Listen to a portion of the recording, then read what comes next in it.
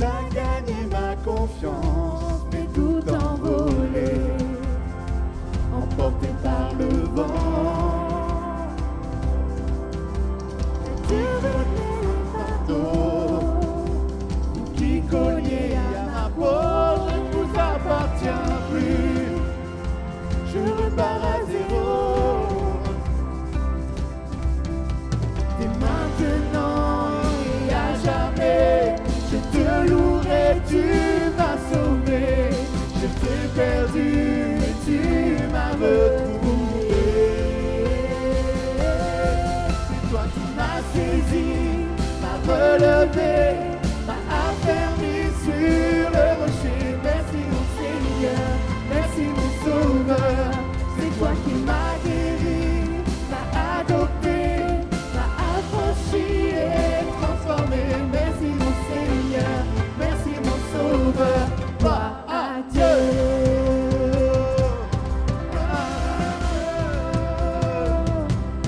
Gloire à Dieu. On va dire ça ensemble, l'enfer est terrassé, je suis libre, amen.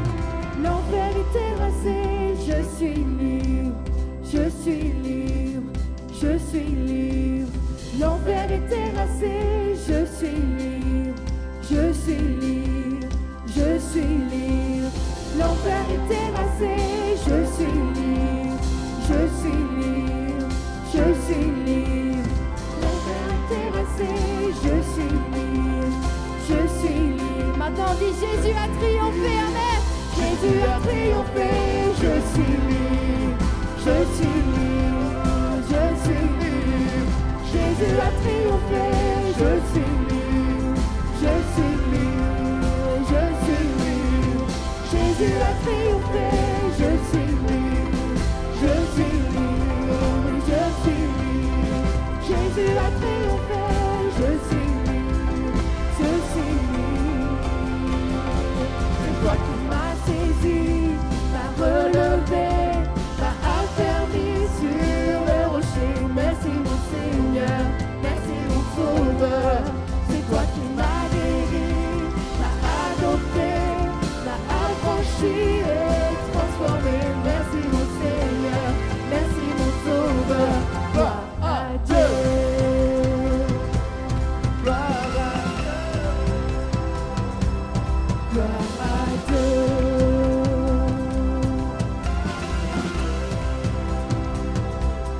Gloire à Dieu. Alléluia.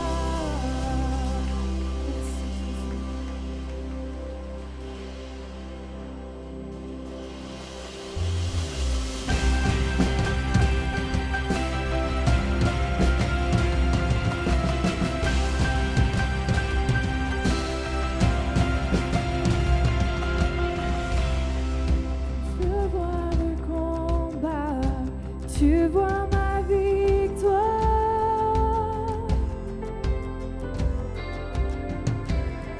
Quand je suis face à la montagne, tu la vois déplacée.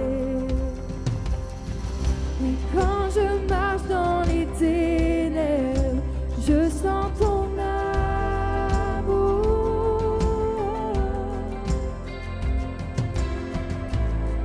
Je n'ai rien à craindre, car tu es avec moi. Déclarons ensemble, quand je combats à genoux. Quand je combats à genoux, mes mains levées vers toi. Oh Dieu, la bataille t'appartient, et toute crainte je les mets à tes pieds. La nuit je dirai, oh Dieu, la bataille t'appartient.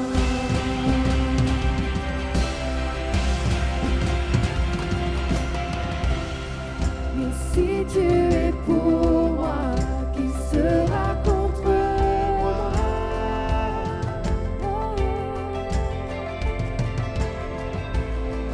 Car Jésus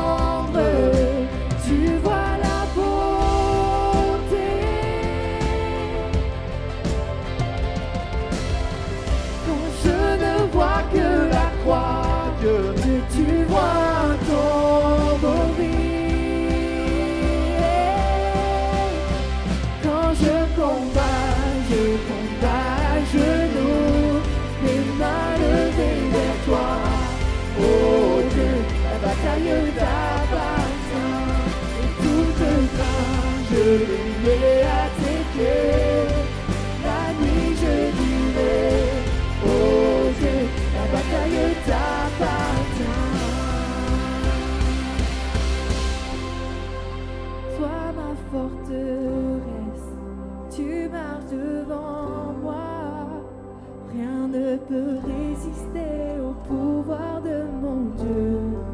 Tu brilles dans les ténèbres, tu gagnes toutes les batailles.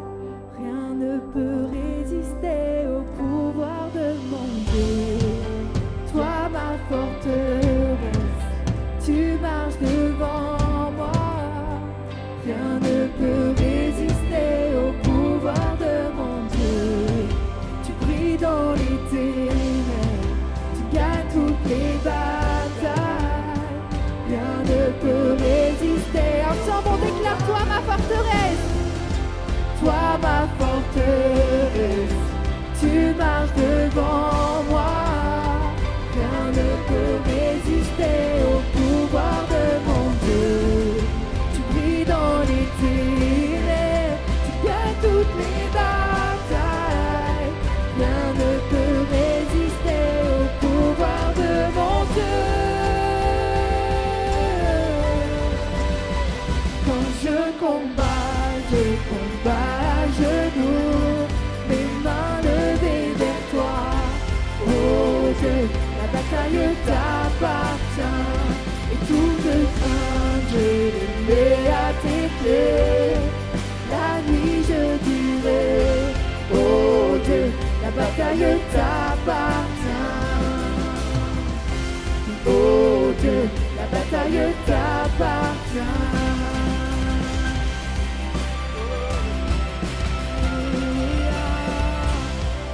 Oh Dieu, la bataille t'appartient. On va reprendre ensemble. Quand je combats à genoux, mes mains levées vers toi. Oh Dieu, la bataille t'appartient. Et toute crainte, je les mets à tes pieds. La nuit je dirai, oh Dieu, la bataille t'appartient. Et oh Dieu, la bataille t'appartient. Alléluia. Alléluia. Est-ce que tu es prêt ce matin à t'écrier Alléluia devant tes ennemis? Peu importe la situation. En ce moment, que tu puisses écrire Alléluia, qui veut dire gloire à Dieu. Je m'écris Alléluia en présence de mes ennemis. Je m'écris Alléluia quand le doute m'envahit. Je m'écris Alléluia. Mon arme est une mélodie. Mon arme est une mélodie. Je m'écris Alléluia. Du ciel tu combats pour ma vie. Oui, je chanterai au milieu de la tempête. Avec puissance, je veux déclarer ma louange. De la poussière, l'espoir renaît, car la mort est vaincue, le roi est vivant. J'écris Alléluia.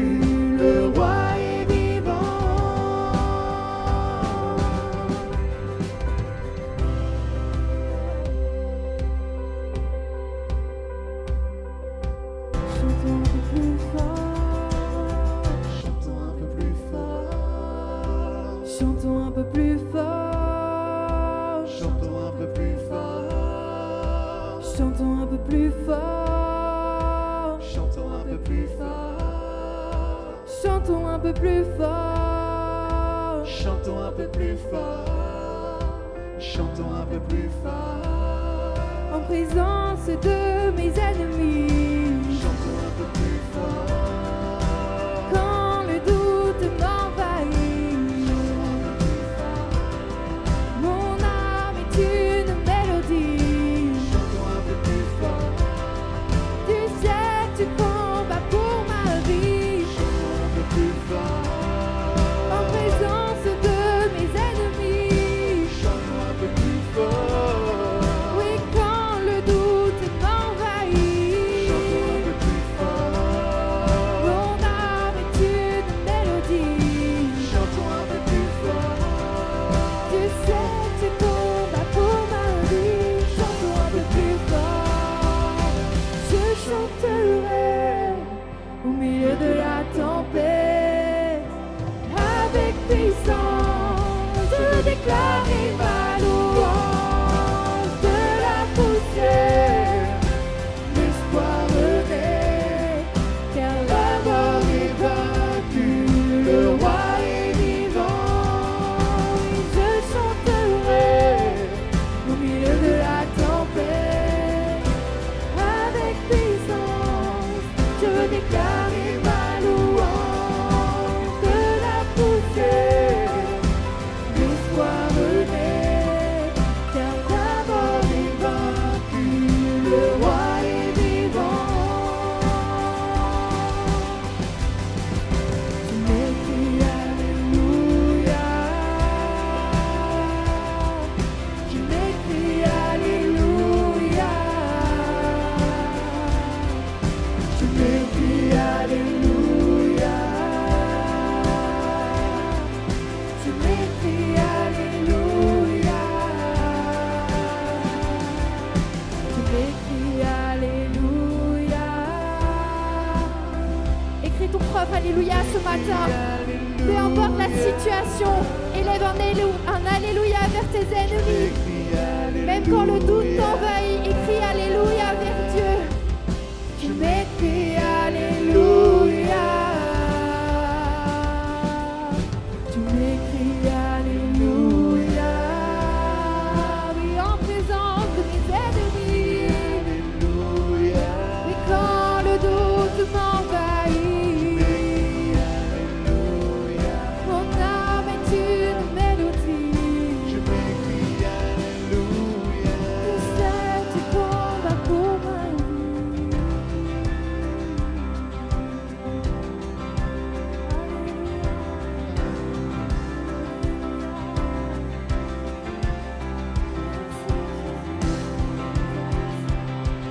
Seigneur, parce que, Seigneur, tu combats pour nous à chaque instant. Seigneur, peu importe les situations dans nos vies, Seigneur, tu combats pour nous, Seigneur, et tu es là pour nous. Seigneur, on veut juste élever nos voix.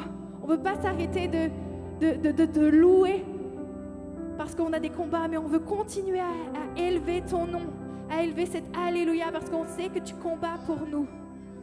Parce que, comme on l'a dit dans le chant avant, que la bataille, elle t'appartient. Elle nous appartient pas, mais elle t'appartient. Seigneur, on veut juste te déposer ce matin tous nos combats, tous nos fardeaux. Seigneur, à tes pieds. Seigneur, merci. Juste merci. Commence à élever ta voix et commence à lui dire juste merci. Merci pour la vie, merci pour qui il est, pour ce qu'il fait dans ta vie. Juste remercie-le ce matin. Alléluia. Merci Jésus. Alléluia.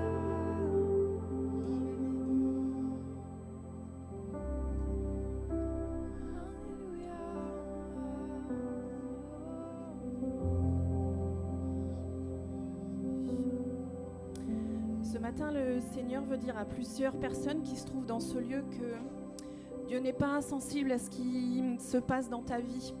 Et Dieu veut te dire ce matin que s'il est descendu sur la croix, c'est parce qu'il avait besoin de porter tout ce qui allait nous arriver et que sur la croix, il a vaincu toutes les difficultés, toutes les maladies, tout ce qui nous empêche d'être serein dans la vie. Et Dieu veut te dire ce matin que son cœur d'amour n'est pas insensible à ce qui t'arrive et que le chemin par lequel tu passes, c'est lui qui le permet parce qu'il nous a donné des armes que nous devons développer et pour que Dieu puisse nous équiper avec les armes que le Saint-Esprit développe dans nos vies. On a besoin aussi de passer par ces moments d'épreuve, par ces moments peut-être qui peuvent être déstabilisants, mais il faut passer par ces moments-là pour que Dieu puisse nous équiper, pour que nous puissions être des témoins de sa grâce dans nos vies.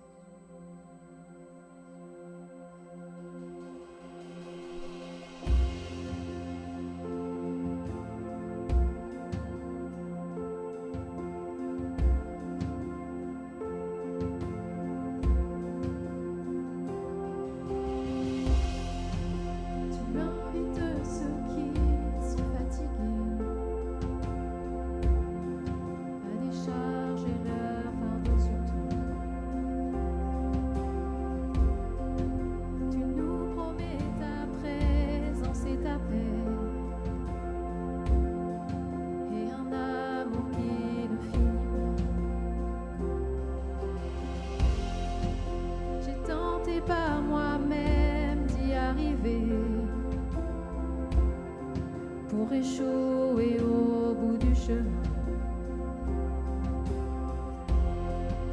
Et pourtant tu n'as jamais hésité encore à me tendre la main.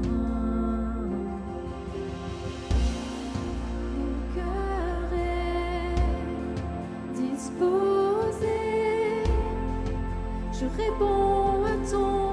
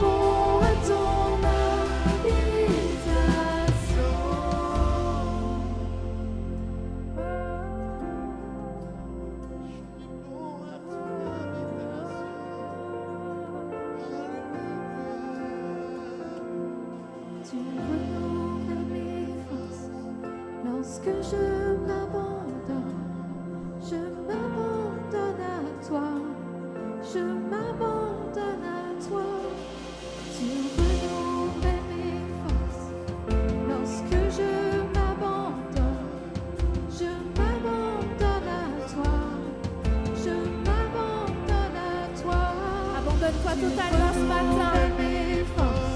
Commence à élever les mains vers le ciel. Commence à t'abandonner à lui. Si tu veux arrêter de batailler, abandonne-toi à lui.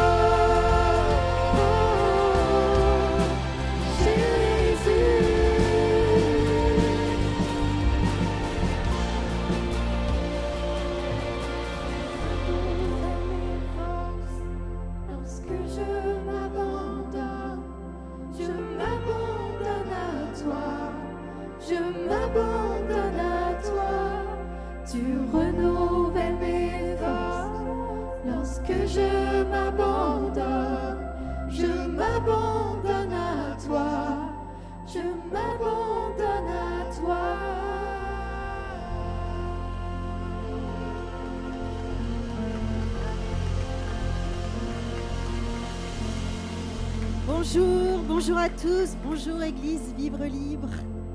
Qu'est-ce que c'est bon.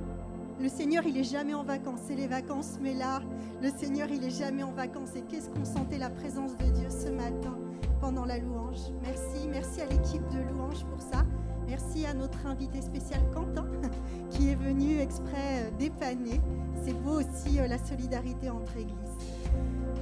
Bienvenue donc, c'est le culte ce matin. On se retrouve tous les dimanches à 10h30 dans ce lieu. Le mercredi soir à 19h pour la prière. Venez. Comme je le disais, le Seigneur, il n'est jamais en vacances. Et nous non plus, on doit continuer à combattre dans la prière. Et chaque mercredi à 19h, c'est bon de se retrouver tous ensemble. Il y a peu d'annonces ce matin, puisque, comme je l'ai dit, c'est les vacances. Les offrandes, comme d'habitude, sur les bannettes de chaque côté du stage, où le Ribopo l'accueille. On reste connecté, évidemment, mais surtout connecté à notre Dieu. Parce que c'est les vacances, mais justement, peut-être que c'est le moment où on a un peu plus de temps, peut-être un peu plus, on est un peu plus libre, moins de charge mentale, comme on dit aujourd'hui. Et prier, passer du temps dans la présence de Dieu, c'est hyper important. Je vais laisser toute la place, du coup, à Morgane, qui va nous apporter ce que Dieu a mis sur son cœur. Et je vous souhaite à tous un très bon culte.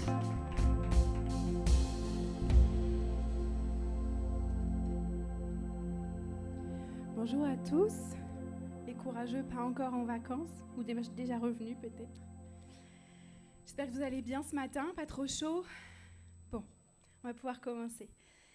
Ce matin, la série... Non, je recommence.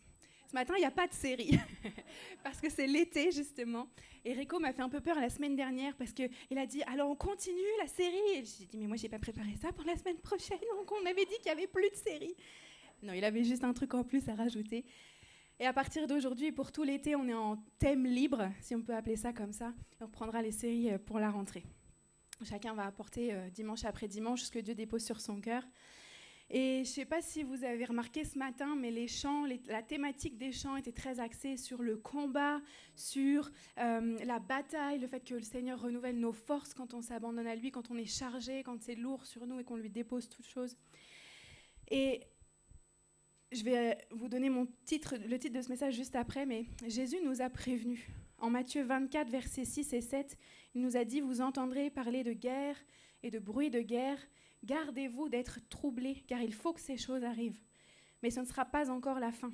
Une nation s'élèvera contre une nation, un royaume contre un royaume, et il y aura en divers lieux des famines et des tremblements de terre. » C'est un verset qui peut faire un peu peur quand même, c'est pas très rassurant, on préfère même un peu égoïstement que ça se passe loin de nous, mais malheureusement c'est déjà ce à quoi on assiste aujourd'hui. On voit Russie, Ukraine, Iran, Israël, les États-Unis qui s'en mêlent, etc.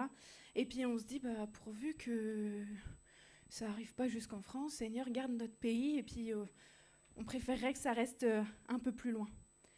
Mais est-ce qu'on a conscience ce matin qu'en fait on est déjà en guerre ? Je ne sais pas si vous avez conscience de ça. Qu'en tant qu'enfant de Dieu, vous êtes en guerre. Pas en tant que Français que nous sommes contre une nation quelconque, mais en tant que chrétiens contre l'ennemi de Dieu, contre l'ennemi de nos âmes, contre les ténèbres. Est-ce que tu as conscience ce matin que tu as un ennemi qu'en veut après ta peau et qui fera tout pour essayer de te faire tomber encore et encore et encore, qui va s'acharner contre ta vie? Est-ce que tu as conscience de ça ce matin? Ça ne fait pas très plaisir, c'est d'entrer comme ça. La parole, elle le dit. Cherche pas Eric, je ne l'ai pas mis dans les slides, ce verset-là. Votre adversaire, le diable, est comme un lion rugissant, cherchant qui il va dévorer. Est-ce que tu as conscience ce matin que tu fais partie d'une armée? Et est-ce que chacun, dans cette armée, on joue notre rôle? Mon thème ce matin, c'est soldats au combat. Ça peut faire un peu peur et c'est pas mon objectif ce matin, on va le voir. Bien sûr, le but, c'est pas de tout diaboliser, de tout spiritualiser. Oh, dès qu'il y a un truc qui m'arrive, c'est une attaque de l'ennemi. Non. Des fois, parfois, il y a quelque chose qui nous arrive, c'est simplement parce qu'on a fait n'importe quoi, puis c'est la conséquence. Bon, voilà. Il ne faut pas tout diaboliser non plus. Tout n'est pas que attaque de l'ennemi. Il est mauvais, mais voilà. il n'y a pas que ça. Même si la parole, elle est claire, son objectif, c'est de dérober, de tuer, d'égorger, détruire. Est-ce qu'on prend conscience de la profondeur de ces mots, combien c'est violent? C'est pas je vais venir te titiller un petit peu, te taquiner un petit peu. Non, l'ennemi veut venir tuer, voler, détruire. On n'a pas très envie de faire face à cette réalité-là, c'est sûr. Parce que c'est pas, ça sonne pas très agréable, ça sonne pas sympa, parce qu'on sait très bien que le combat, la guerre, c'est quelque chose de dur, de difficile, autant physiquement qu'émotionnellement, que psychologiquement. On n'a pas envie de s'engager là-dedans, mais pourtant, c'est la réalité qui nous attend en tant qu'enfants de Dieu. Quand on donne nos vies au Seigneur et qu'on devient enfant de Dieu, sans le vouloir, parce qu'au départ, on ne le sait même pas, quand on commence à donner nos vies au Seigneur, on n'a même pas conscience de ça. Mais dès que tu donnes ta vie au Seigneur, tu rentres en guerre. Le monde spirituel, il est établi de deux camps, si on peut dire ça comme ça. Le mal, le bien, les ténèbres, la lumière, le mensonge, la vérité. Et si seulement, moi la première, on avait conscience de ce monde spirituel qui nous entoure puis qu'on ne voit pas, parce qu'on ne le voit pas, on n'en a souvent pas conscience. Il y a certaines personnes qui sont dotées de dons, qui voient des choses dans l'esprit, et je pense que si nos yeux, à nous tous, étaient ouverts tout le temps, 24 heures sur 24, pour voir ce qui se passe dans le monde spirituel, on aurait sûrement bien la trouille des fois, ou au contraire, on serait émerveillé de voir les anges venir batailler, la main de Dieu venir s'étendre sur la vie d'un tel et un tel.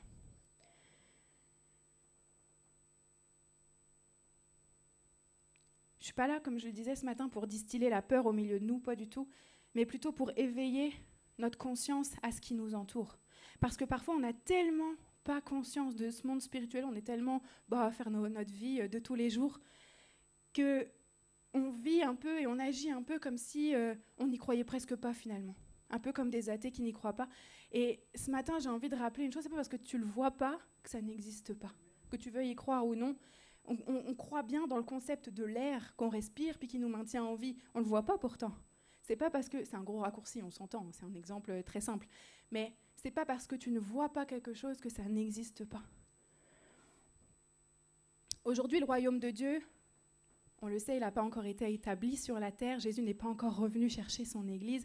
Et pendant ce temps-là, le monde est conduit, dirigé par l'ennemi de nos âmes, par Satan. Mais notre foi, à nous en tant que chrétiens, dans l'œuvre accomplie de la croix, elle nous assure que la victoire, elle a déjà été remportée par la mort et la résurrection de Jésus.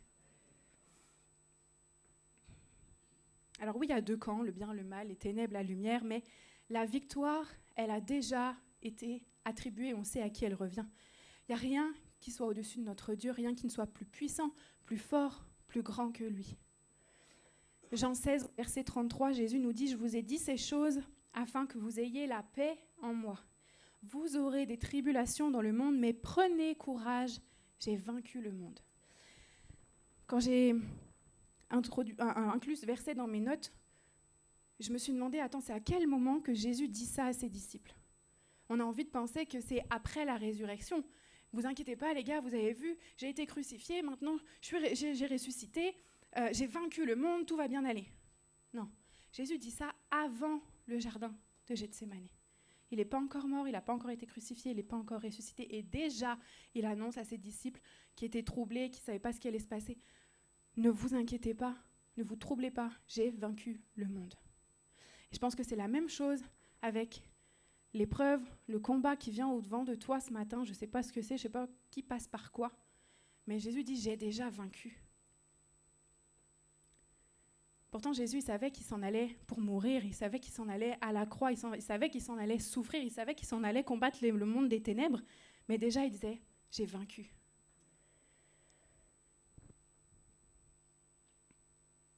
Aujourd'hui, peut-être que la guerre, elle t'a été déclarée dans ta santé, dans tes finances, dans tes relations, dans ton mariage, dans tes pensées, etc., etc. Mais la victoire, elle a déjà été remportée. Attention, la victoire, elle ne ressemble pas toujours à ce à quoi on pense, ou à ce qu'on imagine, ou à ce qu'on aimerait. Mais en Jésus, la victoire a déjà été remportée. Il y a quelques semaines de ça, j'ai eu l'impression d'être comme sur le front, de me faire mitrailler et de me prendre tout un tas de trucs en pleine tête. Et peut-être que c'est ton cas aujourd'hui, peut-être que tu n'as rien demandé à personne, tu fais ta petite vie tranquille, et tu es là, il y a tout un tas de choses qui viennent t'assommer, et tu ne comprends pas pourquoi. Ou peut-être que ce n'est pas plusieurs petites choses qui s'accumulent, mais c'est une grosse chose qui vient puis qui t'explose comme un obus en pleine face, qui t'assomme et qui te met à terre complètement. Ok, c'est une réalité, je suis en guerre. Je suis enfant de Dieu, j'ai donné ma vie au Seigneur, je suis en guerre. Qu'est-ce que je fais alors? Comment je réagis? Je fais quoi de ça? Donc je sais que je suis en guerre, je prends peur. C'est possible, c'est humain. Après tout, on a été créé par le Seigneur avec des émotions, avec des sentiments. C'est humain d'avoir peur. Je prends la fuite? Non. Non. Ah non, non, non. Enfin, je sais pas vous, mais moi, j'ai pas envie de fuir. Je prends la fuite, je laisse l'ennemi me dominer, me malmener, m'en mettre plein la tête sans rien dire. Non. Dans sa lettre à Timothée, son fils spirituel, Paul donne des conseils, des encouragements. Il lui dit, 2 Timothée 2, versets 3 et 6, « Souffre avec moi, comme un bon soldat de Jésus-Christ. Il n'est pas de soldat qui s'embarrasse des affaires de la vie s'il veut plaire à celui qui l'a enrôlé. Et l'athlète n'est pas couronné s'il n'a combattu suivant les règles. Il faut que le laboureur travaille avant de recueillir les fruits. Souffre avec moi comme un bon soldat de Jésus-Christ. » C'est logique, quel soldat souffre pas? Quel soldat s'en va au front puis souffre pas? Je pense que ça n'existe pas. Enfin, on pourrait leur poser la question à tous. Il n'y en a pas un qui va dire oh, « non, c'était tranquille ». Non, c'est sûr que non. On est appelé à supporter les souffrances, les difficultés, à nous engager dans cette lutte spirituelle, le cœur complètement, pleinement consacré à Dieu. Comme des athlètes, on est appelé à vivre une vie de discipline stricte, prêt à faire des sacrifices pour nous conformer aux exigences de Dieu, aux règles du royaume. Comme des fermiers, on est appelé à travailler de longues heures avant de pouvoir enfin récolter le fruit. Je ne sais pas vous, mais moi personnellement, et pour l'instant en tout cas, et j'espère que ça continue comme ça, que Dieu me garde, qu'un jour je capitule, que je baisse les bras et que je me laisse complètement malmener par l'ennemi. Mais quand il m'arrive quelque chose comme ça, où je me sens complètement mitraillée, complètement massacrée, la chose que ça vient éveiller au fond de mes tripes, c'est comme un cri de guerre, un truc de guerrière où j'ai envie de me battre puis de dire mais tu vas me laisser tranquille. Avec un peu plus de niaque que ça. Ça marche? C'est bon, ça marche. Et peut-être, comme je le disais, peut-être qu'un jour je capitulerai, peut-être qu'un jour je baisserai les bras, parce que des fois, quand on s'en prend plein la tête, c'est dur, on est d'accord. Et c'est humain que de plus avoir de force, que de plus avoir de courage et que de baisser les bras. Mais alors pourquoi ça éveille ça en moi quand je me fais mitrailler? Pourquoi ça m'éveille ce truc où j'ai envie de dire non, je ne me laisserai pas faire, tu ne m'auras pas? Parce que je suis super forte? Non, non. Parce que je suis une guerrière combattante sans peur? Non plus. Parce que je suis dotée d'un courage sans faille? Toujours pas. Souvent même, dans ces moments-là, où je m'en prends plein la tête et où ça me donne envie de me battre, je me surprends moi-même. Parce que moi, Morgane, demain, si on me dit la France rentre en guerre, je ne suis pas sûre d'aller signer pour aller sur le front. Clairement, je vous le dis tout de suite. Chercher un billet d'avion pour aller ailleurs. Sait-on jamais. Ce sentiment-là de guerrière prête à prendre les armes et à me battre contre l'ennemi de mon âme et contre tout ce qu'il m'envoie dans la figure, il me vient de ce que je connais, mon Dieu. Et si tu es, comme moi, chrétien, enfant de Dieu, ton Dieu, on l'appelle l'Éternel des armées. Ton Dieu, c'est celui qui combat pour toi, on l'a chanté tout à l'heure. C'est celui de qui on dit, s'il est pour moi, qui est contre moi? Tout à l'heure, je le disais, peut-être que la guerre, elle t'a été déclarée dans ta santé. Peut-être que la guerre, elle t'a été déclarée dans tes finances, dans tes pensées, dans tes relations, dans ton mariage, ou que sais-je encore. Qu'est-ce que tu fais? Comment tu te positionnes? Tu prends peur et tu t'enfuis? Il n'y a aucune accusation dans ce que je dis, aucun jugement, parce que comme je disais, on est humain et parfois c'est dur et parfois c'est la seule chose qu'on arrive à faire, parce qu'on n'a pas la force de faire autre chose. Ce matin, mon message est là pour but venir réveiller en toi, je ne sais pas c'est quoi le truc qui te vient en pleine face là en ce moment, mais de venir réveiller en toi le guerrier ou la guerrière pour prendre les armes et pour combattre. Parce que comme elle l'a dit Sylvie tout à l'heure, je ne crois pas qu'elle ait lu mes notes avant de venir ce matin, mais comme elle l'a dit Sylvie ce matin, le Seigneur permet parfois qu'on passe par des choses pour nous équiper, pour nous faire prendre les armes. C'est sûr si tout était toujours facile.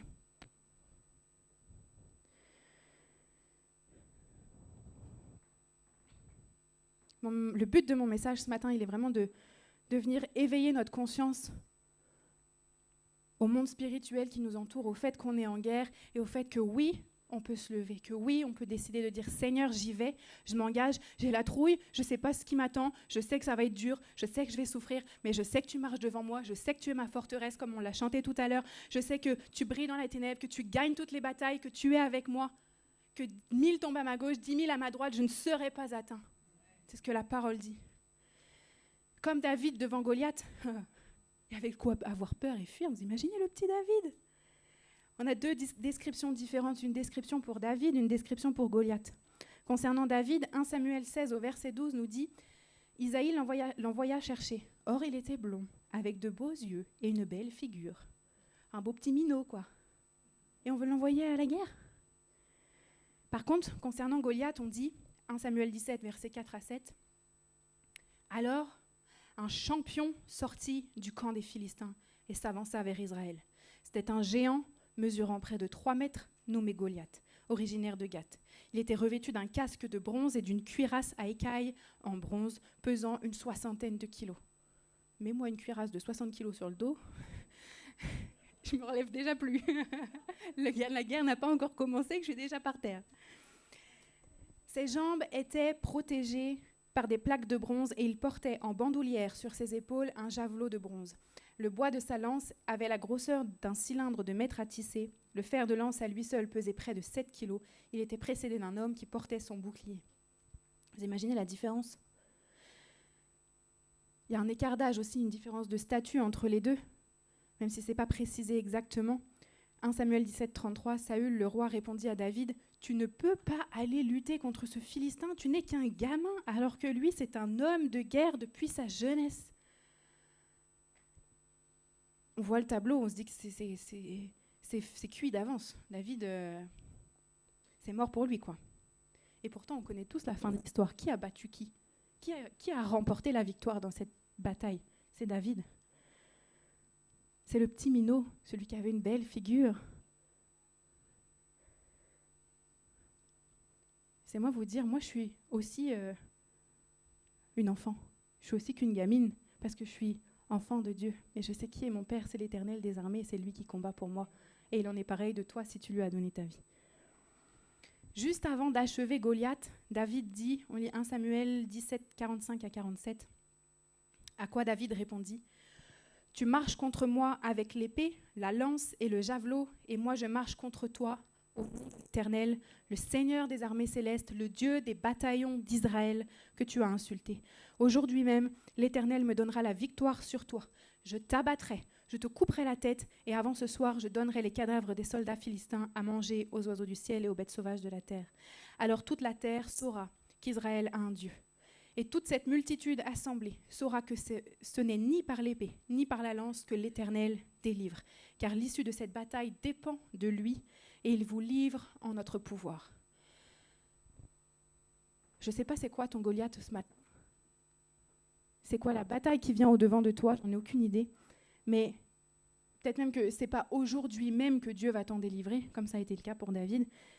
Mais je crois que si tu décides de marcher avec foi, avec courage, avec persévérance, comme David a marché face à Goliath, alors Dieu est celui qui délivre. Encore aujourd'hui, il est le même et il ne change pas.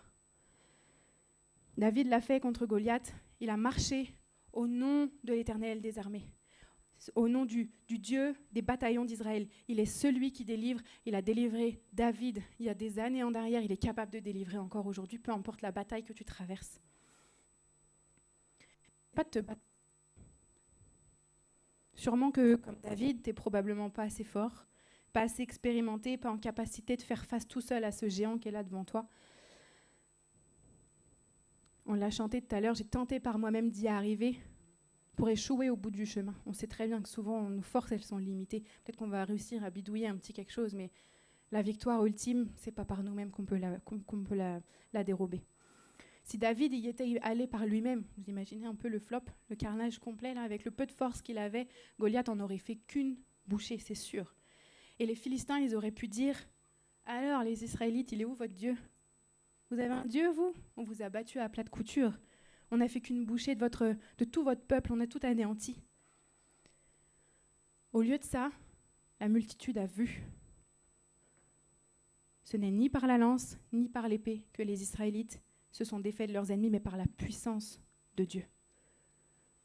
Zacharie, versets 4 et 6, Dieu a donné une parole au travers du prophète Zacharie qui est de la même portée. Ce n'est ni par la puissance, ni par la force, mais c'est par mon esprit, dit l'Éternel des armées. Si tu essayes par ta force, par ta propre puissance, tu peux essayer si tu veux, mais pas par tes manigances, pas par ta vengeance, pas par tes stratagèmes, pas par piston, parce que tu connais du monde, ça ne marche pas, ça ne marchera pas. Le chant qu'on a chanté tout à l'heure, le dernier, Invitation. Merci Manu, j'aime bien, c'est les vacances, les sonorisateurs, ils sont en claquette. Comme le chant qu'on a chanté tout à l'heure, fini de batailler. Ça veut dire quoi ? Qu'on arrête qu'on attend et puis qu'on se laisse écraser par l'ennemi ? Non, c'est fini de batailler par mes propres forces, fini de batailler par moi-même. Maintenant, je vais commencer à batailler, mais par la puissance du Seigneur, par l'Esprit du Seigneur. Et c'est comme ça que je vais remporter ma victoire. Je dis toujours dans mes prédications, la logique humaine et la logique divine sont complètement opposées. Moi, c'est un truc qui me fascine de voir comment la façon dont Dieu raisonne et dont il veut nous amener à raisonner, qui sont complètement opposés. Bien sûr, quand on pense chrétienne, on pense amour, on pense paix, on pense douceur, tempérance, maîtrise de soi. Et c'est vrai, ce sont des fruits que le Saint-Esprit nous fait porter, lui qui vit au milieu de nous. Mais si je vous disais ce matin qu'on est aussi appelé à être un peu violent, vous allez vous dire, elle est complètement folle ce matin. Et pourtant, Matthieu, chapitre 11, verset 12 nous dit « Depuis le temps de Jean-Baptiste jusqu'à présent, le royaume des cieux est forcé et qui s'en empare. » Je ne sais pas vous, mais moi je veux m'emparer du royaume de Dieu, plutôt 2 fois qu'une même. Et dans ce verset, la violence, c'est la détermination ferme dans le combat, c'est la persévérance face à l'opposition. Le fait d'agir avec détermination, avec effort spirituel, avec foi en Dieu, comme les combattants spirituels que Dieu nous appelle à être. Bien sûr, on n'est pas violent avec son voisin, avec son prochain. Son prochain, on l'aime comme Dieu nous aime, parce que c'est le commandement de base. Juste un petit rappel. C'est très bien expliqué dans la lettre aux Éphésiens. On voit même quel est le conseil pour le combat. Et ça rejoint ce que Sylvie nous a dit ce matin. Éphésiens 6, versets 11 et jusqu'à 18. « Revêtez-vous de toutes les armes de Dieu. » Ok, je suis appelée à être soldat et à combattre, mais on me donne des armes quand même. Je n'y vais pas comme ça, les mains vides. « Afin de pouvoir tenir ferme contre les ruses du diable, car nous n'avons pas à lutter contre la chair et le sang, notre voisin, mais contre les dominations, contre les autorités, contre les princes de ce monde de ténèbres, contre les esprits méchants dans les lieux célestes. C'est pourquoi prenez toutes les armes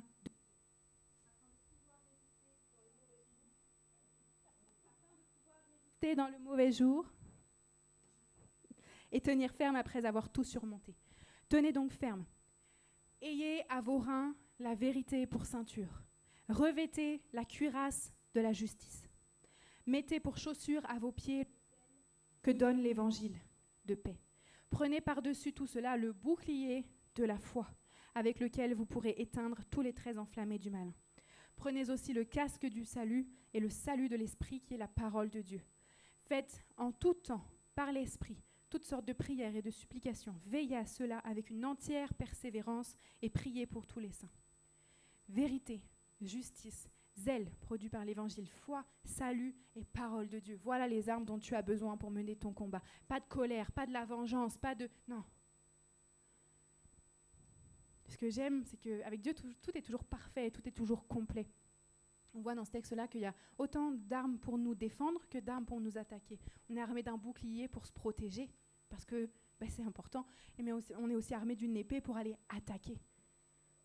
Il ne s'agit pas juste de rester là, attendre derrière son bouclier que ça se passe. Non, on a aussi une part à faire. Il nous dit, faites en tout temps, par l'Esprit, toutes sortes de prières. Par l'Esprit, encore une fois. Pas par toi-même, pas par ta force, mais par l'Esprit de Dieu qui vit en toi. Alors on a conscience qu'on est en guerre. On a conscience de l'envergure de notre ennemi, de sa taille importante. Je ne sais pas, comme je le disais, ce qu'il y a en face de toi aujourd'hui et quelle place ça prend dans ta vie. Mais on a aussi conscience de combien notre Dieu est encore plus puissant, de combien notre Dieu est encore plus fort, encore plus grand. Je disais tout à l'heure, il y a un combat entre deux camps dans le monde spirituel, les ténèbres, la lumière, le mal, le bien. Mais en réalité, c'est même pas un combat. L'ennemi n'est jamais aussi fort que notre Dieu, jamais.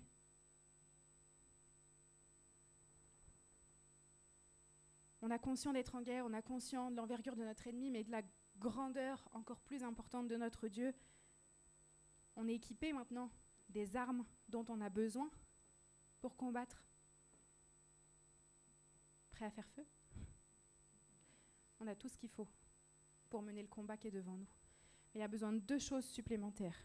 Si on veut que le combat se passe bien et si on veut que l'armée, elle aille dans le bon sens. Premièrement, c'est de la discipline. 1 Corinthiens, chapitre 9, versets 24 à 27 nous dit « Ne savez-vous pas que ceux qui courent dans le stade courent tous, mais qu'un seul remporte le prix. Courez de manière à le remporter. Battez-vous de manière à être victorieux. Tous ceux qui combattent s'imposent toute espèce d'abstinence et ils le font pour obtenir une couronne corruptible. Mais nous, faisons-le pour une couronne incorruptible. Moi donc, je cours, non pas comme à l'aventure, au hasard, comme ça, par-ci, par-là, non. Non pas comme battant l'air, au hasard, et puis on verra bien sur qui ça tombe. Non, je frappe l'ennemi qui est droit devant moi. Mais je tiens mon corps et je le tiens assujetti de peur d'être moi-même rejeté ou disqualifié dans d'autres textes après avoir prêché aux autres. La vie chrétienne, elle demande de se discipliner. Parce que bien souvent, si on s'écoute, nos propres envies, nos propres désirs, ils ne vont pas nous mener à Dieu, ils vont nous mener à nous-mêmes. On va faire des trucs pour nous-mêmes parce que ça nous fait plaisir et puis voilà. Sans discipline, pas de résultat. La deuxième chose dont on a besoin pour mener à bien ce combat et pour que l'armée aille dans l'obéissance. Deutéronome 28 au verset 1 nous dit « Si tu obéis à la voix de l'Éternel, ton Dieu, en observant et en mettant en pratique tous ces commandements que je te prescris aujourd'hui, l'Éternel, ton Dieu, te donnera la supériorité sur toutes les nations de la terre. » Alors on le sait, c'est un passage de l'Ancien Testament, de la loi. Aujourd'hui, nous sommes sous la grâce, mais il n'en reste pas moins que l'obéissance est centrale dans la vie du chrétien.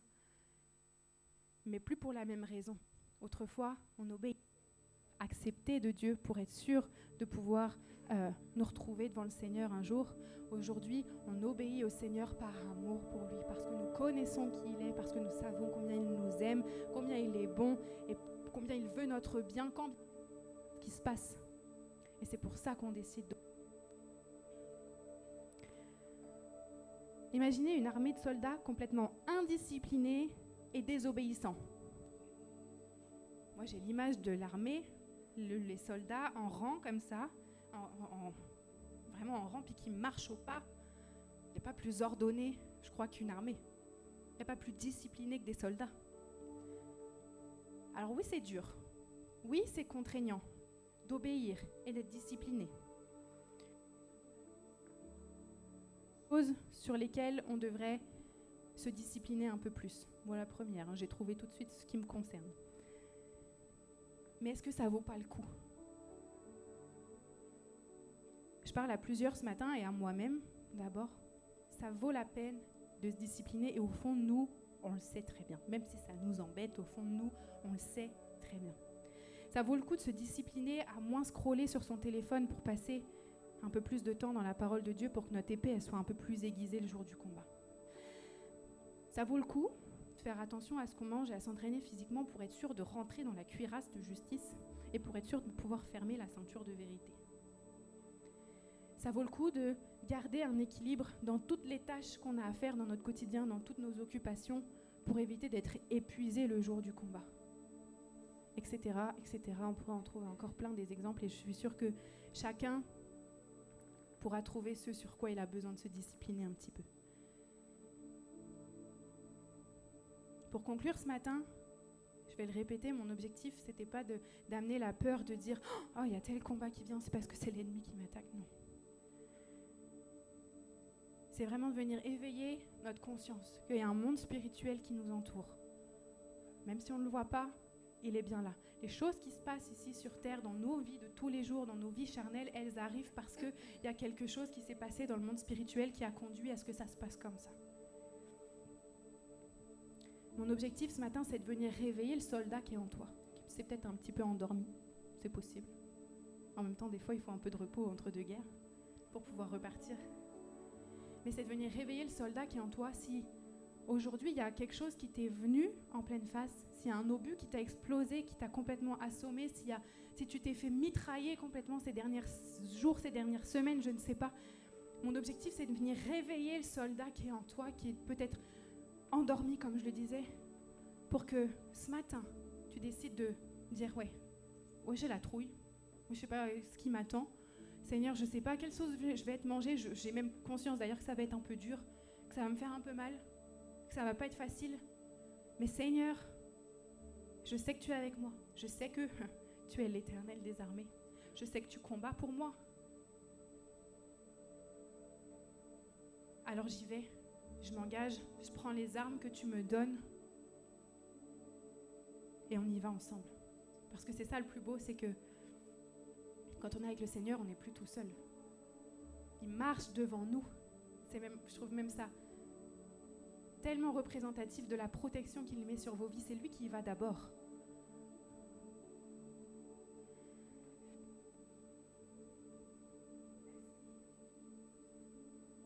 Même si le danger ce matin, il semble peut-être énorme, que l'ennemi devant toi, ton épreuve, ta bataille, ton Goliath, là, il te semble gigantesque, démesuré, invincible, et que tu te sens complètement tout petit là devant à te dire « Mais qu'est-ce que je vais faire de ça ?» Ça ne fait que préparer l'éclat de la victoire, l'éclat de la gloire que Dieu s'apprête à manifester sur ta vie. Je crois qu'il y a un appel ce matin sur la vie de plusieurs soldats au combat. Soldats, prends les armes que Dieu te donne, pas les tiennes, pas tes propres forces. On n'a pas besoin, ça ne sert à rien, elles ne sont pas suffisantes.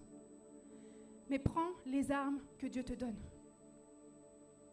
Et si tu les as peut-être pas encore trouvées ou qu'elles ne sont pas encore affermies en toi, demande à Dieu, Seigneur, j'ai conscience que tu me fais passer par ça pour m'équiper, pour me rendre encore plus fort. On va chanter ensemble ce matin un chant de victoire, un chant qui nous dit « Tu gagnes, j'entrevois la victoire. Ta puissance, elle fait trembler le camp de l'ennemi. » Quand David a vaincu Goliath, le camp des Philistins, ils étaient encore là, puis ils attendaient, ils regardaient qu'est-ce qui va se passer, ou Goliath, il va en faire qu'une bouchée, ça va être vite plié. Oh, wow, non, en fait, il a plié notre géant, là, le plus puissant d'entre nous, c'est fini. Qu'est-ce qu'ils ont fait? Ils ont pris peur et se sont enfuis. C'est la même chose pour l'ennemi qui est devant toi. À partir du moment où il voit que tu combats avec l'Éternel des armées, il prend peur et il fuit. Parce qu'il n'y a rien qui puisse résister, il n'y a rien qui puisse tenir devant la puissance de l'Éternel des armées.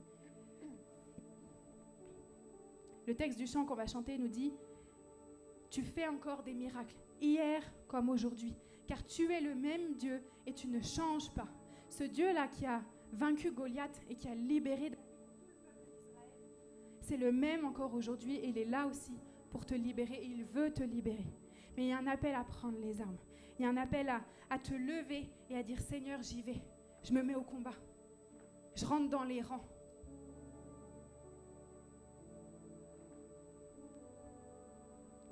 Avec discipline, avec obéissance, avec foi, avec persévérance.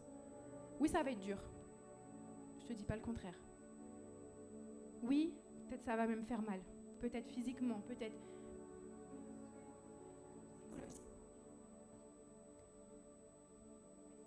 Et ce dont je suis sûre et certaine, c'est que l'Éternel des armées il est avec toi et qu'il combat pour toi, qu'il est à tes côtés, qu'il marche devant toi, qu'il est ta forteresse, qu'il brille dans les ténèbres, qu'il fait trembler le camp de l'ennemi. Est-ce qu'on peut chanter ensemble? Est-ce qu'on peut lancer ce chant qui nous dit « Tu gagnes du territoire, j'entrevois la victoire ». Est-ce qu'on chante ensemble? Et je veux vraiment vous avec foi que oui, mon Dieu est en train de gagner du territoire. Oui, la victoire, elle est là-bas devant moi. Elle n'est pas encore acquise, mais le Seigneur va me la donner. Et je veux vraiment, ce matin, vous encourager. Peut-être si ce message a parlé à vos cœurs, à vous avancer devant, puis on va prier ensemble pour la victoire. On va prier ensemble que l'Éternel combatte pour vous. Amen. Merci Seigneur Jésus. Amen. Merci Jésus.